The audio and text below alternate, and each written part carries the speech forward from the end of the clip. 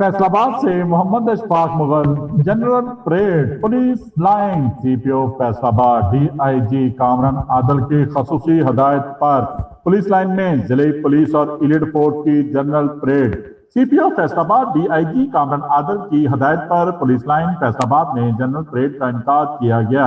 Police line Faisalabad में ASP Gulberg, DSP headquarter और DSP कोतवाली ने जनरल परेड का मुलाजा किया। परेड का आगाज तलावत कलाम पाक से किया गया। परेड में जिले पुलिस और इंडियन फोर्स के दस्तों ने शिरकत की। एएसपी गुलबर्ग ने परेड का मुआयना किया, जवानों के टर्न आउट को चेक किया। इसके बाद मार्च पास हुआ और पुलिस के दस्ते सलामी चबूतरे के सामने से सलामी देते हुए गुजरे।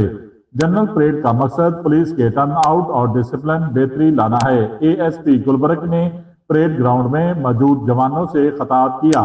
फैसलाबाद पुलिस को एक मिसाली पुलिस बनाना है। बुनियादी इक़्तिदार, खिदमत से सरशार, अवाम दोस्त, मुसावी कानून का इतलाक, पुलिस पर अमल करना है। पुलिस लाइन्स के अंदर डिसिप्लिन होना चाहिए। हमारा मकसद अमन और अमान की बहाली है।